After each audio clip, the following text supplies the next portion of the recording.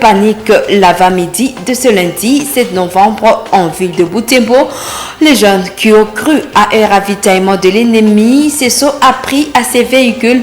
Le maire de Butembo, qui déplore ces situations, appelle la population à la retenue. Le gouvernement congolais est appelé à se concentrer à appuyer les FARDC en logistique et éradier les éléments nuisibles de l'armée plutôt que de recourir à une armée étrangère. Appel de la société civile du Nord Kivu au lendemain de l'arrivée des troupes kenyanes en RDC. Voici votre journal. Altercation ce lundi 7 novembre 2022 entre certains habitants de Butembo et les forces de l'ordre. Le fait s'est produit au centre-ville de Butembo aux environs de 9h. En effet, tout est parti d'une suspicion des convois de 8 véhicules transportant des produits vivriers destinés aux déplacés de guerre au sud du territoire de Lubero. À en croire nos sources, les habitants ont cru à un ravitaillement de l'ennemi. C'est ainsi qu'ils se sont appris à ces véhicules avant d'être dispersés par les éléments de l'ordre.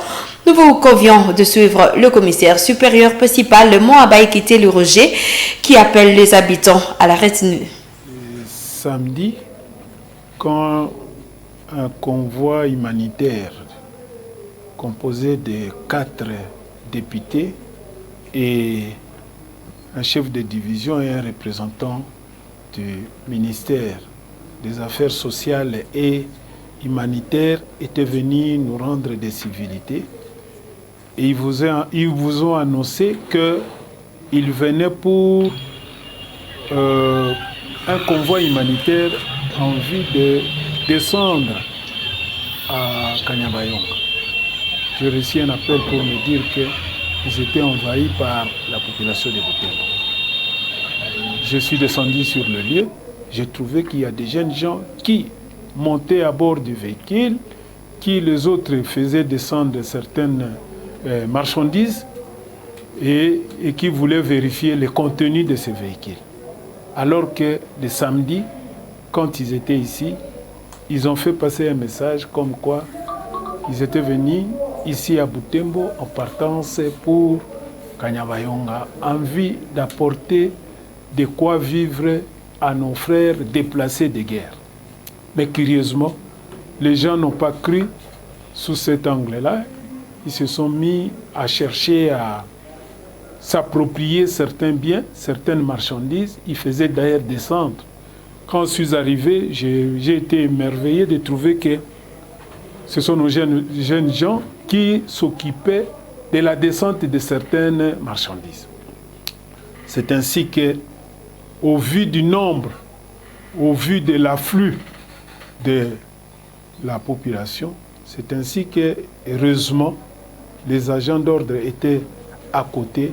Ils sont venus pour disperser ceux qui tentaient de se volatiliser avec les biens d'autrui.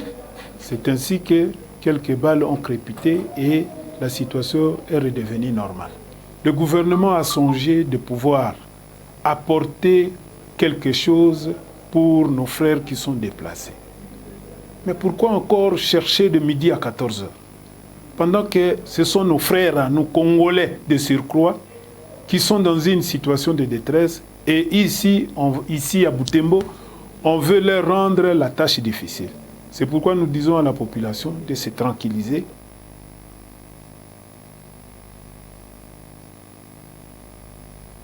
Le maire de Butembo, le commissaire supérieur Moabaï Kité Le Roger, appelle les jeunes de Butembo à s'inscrire massivement au sein de forces armées de la République démocratique du Congo pour appuyer à combattre les ennemis de la paix. Ces inscriptions se font à l'auditorat militaire, a-t-il indiqué. L'autorité urbaine l'a dit au cours d'une interview accordée à la presse ce lundi 7 novembre à son office de travail. Ces propos ont été recueillis par Luciana Msiviroa et Nelly Mwengesiali. C'est pourquoi le recrutement a été lancé et il est demandé aux jeunes de 18 à 25 ans de se faire enrôler et il y a des spécialistes en la matière au niveau des forces armées de la République démocratique du Congo qui vont étudier, analyser les dossiers de tout un chacun. Ceux qui sont aptes seront recrutés au sein des forces de la République démocratique du Congo. Titre l'arrivée de la troupe kenyane en RDC en appui aux forces armées de la République démocratique du Congo est une charge de trop dans le commandement. Propos du premier vice-président de la société civile du Nord Kivu, interrogé ce lundi 7 novembre par Moto TV au lendemain de l'arrivée de troupes kenyanes en RDC pour appuyer les FARDC dans les rétablissements de la paix dans ces pays, se basant sur l'expérience. Edgar Mateso estime que le gouvernement devrait se concentrer à appuyer les FARDC en logistique, éradier les éléments nuisibles de l'armée. Et comme cette troupe kenyane est déjà là, il faudrait qu'elle pense à apporter la paix et rien d'autre. Edgar Mateso, dans ce propos recueilli par Francine Moussoa. Ça risque de créer justement une sorte de cacophonie dans la conduite des opérations sur terrain, avec la multiplicité des commandements. Un commandement pour l'armée congolaise, un commandement pour la MONUSCO qui est sur place, qui n'est toujours pas partie, un commandement pour cette force de l'EAC qui doit s'installer. Avec cette multiplicité de commandements, il n'y a pas espoir de réussite. Mais si on pouvait s'appuyer sur une seule option et dire nous renforçons l'armée républicaine, nous mobilisons les moyens et les efforts pour cette armée, on pourrait savoir évaluer les efforts de l'armée et se dire l'armée a réussi ou échoué avec sa population. Ce que nous avons besoin, c'est la réussite, c'est la solution, c'est la fin de la guerre, c'est ça le besoin de la population. Et si cette armée vient pour résoudre les problèmes, pour nous, nous dirons bienvenue. Mais nous sommes en train de nous baser aux expériences précédentes avec la MONUSCO d'une part et l'armée ougandaise d'autre part, qui ne se sont pas bien comportés sur terrain et qui n'ont pas amené la population à la réussite, aux résultats escomptés. Voilà pourquoi nous continuons à penser qu'il n'y a pas un étranger qui viendra mourir pour les Congolais. Dès lors que nous sommes comptés parmi les pays africains les plus peuplés, il faut aussi compter sur la population congolaise, sur cette jeunesse dynamique. L'expérience avec certains militaires congolais, les Mamadou, les colonel Mamadou, général Baouma et les autres militaires congolais, on a senti qu'il y a la possibilité d'aller au résultat si les moyens requis sont disponibilisés pour les forces armées de la République et si on fait un sérieux nettoyage au sein de l'armée pour résoudre ce genre de problème. Autre chose dans cette édition clôture de l'année académique 2021-2022, le samedi 5 novembre 2022, à l'Université de l'Assomption au Congo et Institut supérieur de développement de l'Assomption, UAC, ISDA, la messe et la collation de grades académiques aux étudiants finalistes. Ce sont les grandes activités qui ont marqué cette clôture. Le père provincial des Augustins de l'Assomption, le recteur de l'UAC et le directeur général de l'ISDA ont présidé ces cérémonies accompagnés de membres du conseil de gestion de l'UAC-ISDA. À cette occasion, les lauréats ont été appelés à être de vrais ambassadeurs de l'UAC-ISDA par leur courage, la discipline et l'honnêteté. Reportage signé Gérard Mrefou.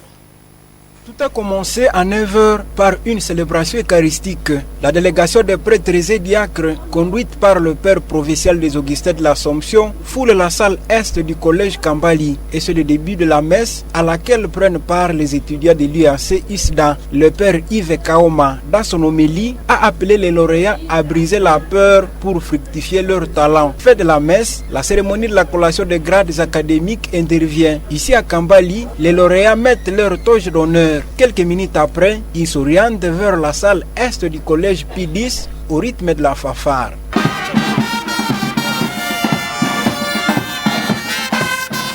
Aussitôt arrivés dans la salle, Les lauréats, le membre du corps académique et les étudiants de l'IAC ISDA exécutent à synergie l'hymne national puis celle de l'IAC.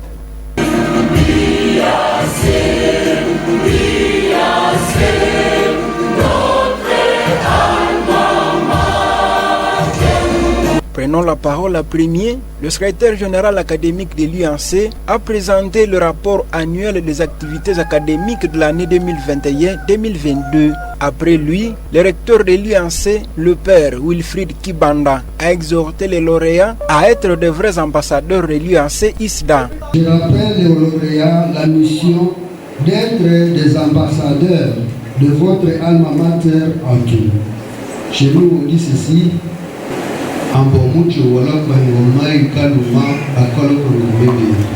Le père Yves Kaoma, chancelier de l'UAC ISDA, a aussi réitéré les mêmes messages. Toutefois, il a appelé les lauréats à l'amour du travail, à la discipline et à l'honnêteté. Au moment où vous quittez cette maison qui vous a formé, je dirais simplement 3 choses.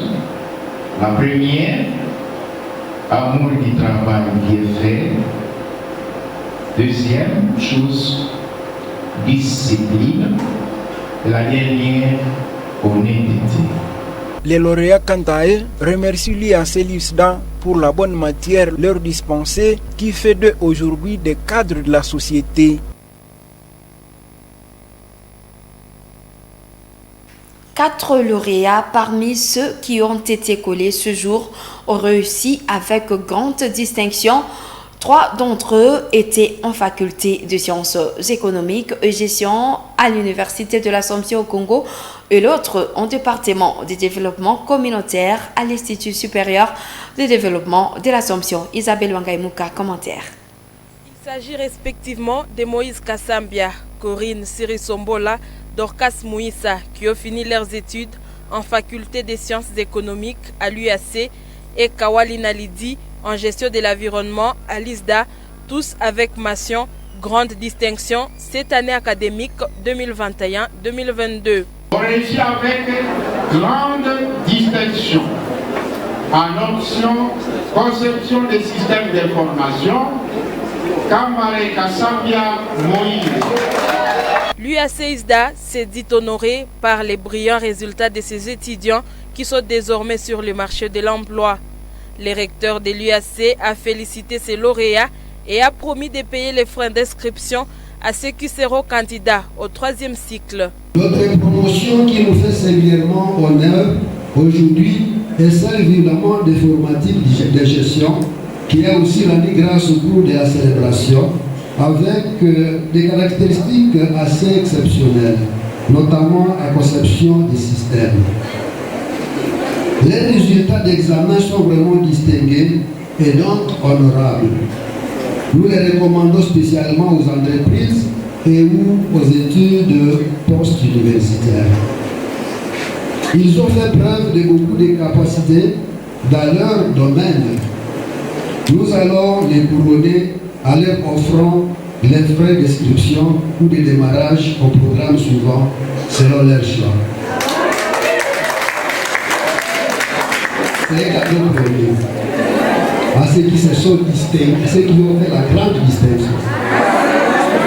La proclamation de ces résultats a mis fin aux activités de l'année académique 2022-2023.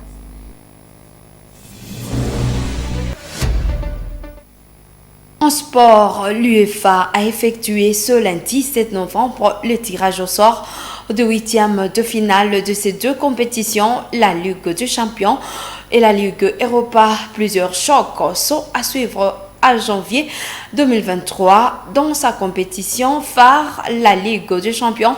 Par exemple, le PSG croisera le Bayern Munich ou encore Real Madrid fera face à Liverpool.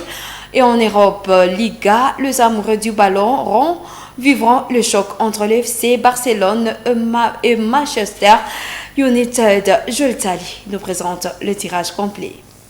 Les 16 équipes qualifiées en 8e de finale de la Ligue des Champions connaissent désormais leurs adversaires. Les 8 affiches sont entre Manchester City contre Red Bull Leipzig, le club Brugge contre Benfica, Cette phase connaîtra également l'affiche de la finale de l'année passée. C'est le tirage Real Madrid, unique représentant espagnol, contre Liverpool. Pendant ce temps, le Milan AC signera à nouveau son retour à Londres où il viendra croiser le Tottenham Hotspur de l'Angleterre. Le club allemand de Francfort tentera de défier le tout solide Naples, la meilleure équipe de la phase de poule récemment écoulée. Le Borussia Dortmund croisera Chelsea. L'Inter de Milan jouera le FC Porto, alors que le Paris Saint-Germain de Messi, Neymar et Mbappé tentera de défier le Bayern Munich.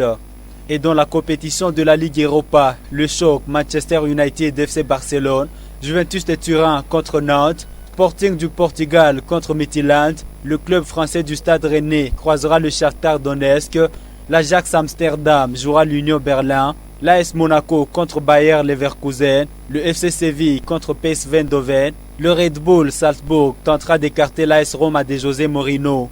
Toutes ces affiches sont à attendre au mois de janvier prochain. Toujours en sport, Ligue de champions féminine de la CAF, l'aventure est finie pour le football club féminin Mazembe de la RDC. Les filles congolaises se sont faites éliminer la nuit des dimanche 6 novembre par les Sud-Africaines de Mamelodi Sundowns.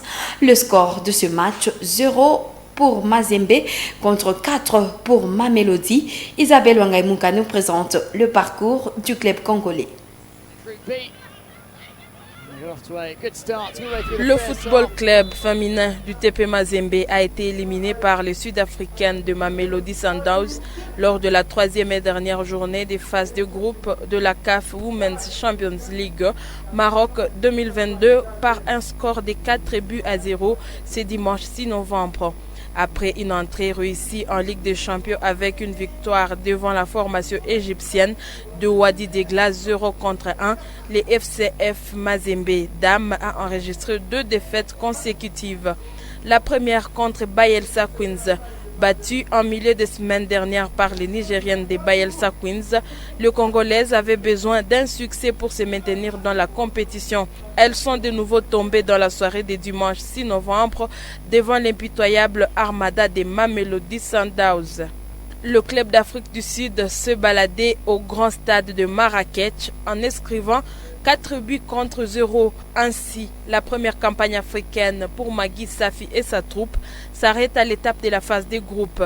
Une victoire et 2 défaites pour 1 but marqué et 6 buts concédés. Les tenantes à titre, Mamelodi Sundowns Ladies, qualifiées en demi-finale, seront opposées aux Tanzaniennes des Simba Queens FC et dans l'autre demi-finale, les Nigérianes des Bayelsa Queens FC croiseront l'équipe hôte, l'association sportive des forces armées royales du Maroc, ASFAR. À Goma et Derby de Butembo a vécu dans le cadre de la 5e journée de la Linafoot Division 2. Les Snuki et le FC Etincelle se sont affrontés au stade de l'Unité à 15h de ce lundi 7 novembre. Les abeilles ont été plus fortes que les jaunes et verts de Catois. Le score de la rencontre est de 1-0 en faveur des Nuki. Cette page sportive boucle cette édition. Merci d'être de notre bonne suite de nos programmes. Au revoir.